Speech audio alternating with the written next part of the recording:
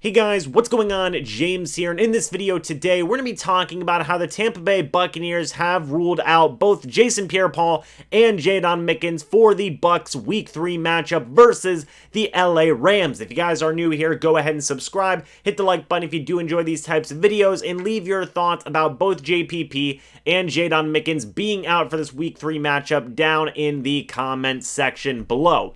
Bruce Arians came out and he spoke to the media today after practice, and he said not making the trip this week will be JPP, Jason Pierre Paul, and Jaydon Mickens. Both will be out this week. And we made a video talking about this recently about how Arians had came out and said, look, both guys are day-to-day. Now, the update on that is that they are both labeled as out. Mickens is dealing with a hip injury. I believe JPP is dealing with a back injury. Don't take that, to word there. You guys can let me know if I'm wrong down in the comment section below, but I believe JPP is dealing with a back injury, and I know for sure that Jaydon Mickens is dealing with a hip injury. So how big of a loss is it for both of these guys to be out versus the Rams? In my opinion, it is a pretty considerable loss, both for the special teams unit and the defensive side of the football as well.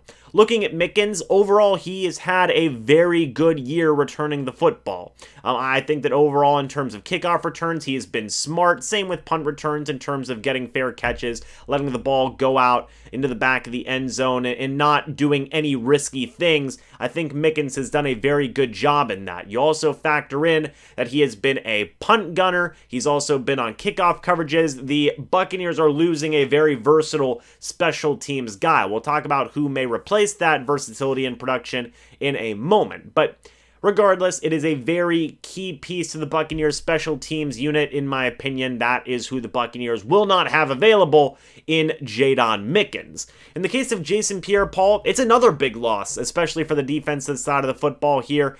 JPP, he played 92% of the defensive snaps in week number 1 and then dropped down to 85% of defensive snaps in week number 2. And the stats aren't stellar or anything like that. It's only been 2 weeks. JPP, he has 9 combined tackles and 1 pass deflection. So the pass rushing numbers aren't exactly there. Look, it's not like he's getting a ton of quarterback hits, a ton of sacks or anything like that, but based on what I've seen, JPP, he has still been generating pressure at a pretty consistent rate, and this is going to be a loss. You're losing a starting edge rusher, a good one at that, in Jason Pierre Paul. The Buccaneers are going to be affected, I think, by this loss with JPP on the defensive side of the football. So what do we do?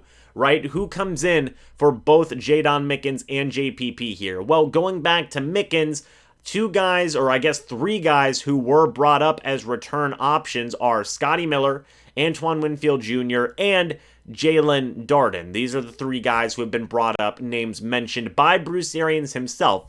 Which guy will get that opportunity? Well, I could see a rotation of all 3. I do think this is where Jaylon Darden will make his NFL debut. He's been inactive through 2 weeks, and this is what they drafted him to do. They brought him in to be a returner for the Tampa Bay Buccaneers. Here is the opportunity with Mickens on the shelf. Let's see what Jaylon Darden can do, and I imagine we will see some sprinklings of Antoine Winfield Jr. and Scotty Miller in there as well. In the case of Jason Pierre Paul, the first name that comes to mind is obvious. It's Joe Tryon. He has played 25% of defensive snaps through 2 weeks, and he basically gets bumped up, elevated to starter right now in the case of JPP being out for this game. So it's going to be a big bump in playing time. I know a lot of people have been very impressed with Tryon, not just in preseason and going back to the offseason, but through 2 weeks. A lot of people have talked about how Tryon has flashed, when he is able to get out there onto the football field. So this will definitely be an increase in playing time for him.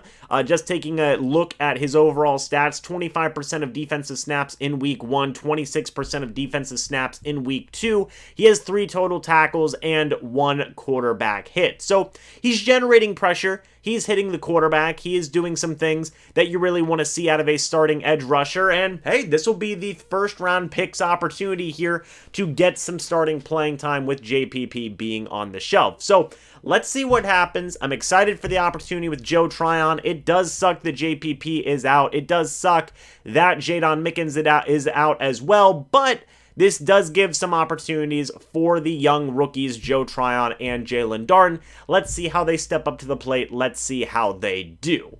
But overall, guys, that's it. There are, one more update in regards to Kevin Minter and Antonio Brown. Bruce Arians said that they are very questionable right now. If they are listed as out, I will be making a video talking about that when I need to. But anyway, guys, let me know your thoughts about all this down in the comments section below. What do you think about JPP and Jaydon Mickens being out? What do you think about Joe Tryon? And maybe even Anthony Nelson as well being another possible guy in that edge rushing group that has to step up? What do you think about Scotty Miller, Antoine Winfield Jr., and Jaylon Darden having to step up in terms of special teams play? Give me your thoughts on all of this. But anyway, guys, thank you so much for watching this video. Hope you all enjoyed, and I will see you all in the next video or the next live stream. But until then, and as always, guys, goodbye for now, and go Bucs.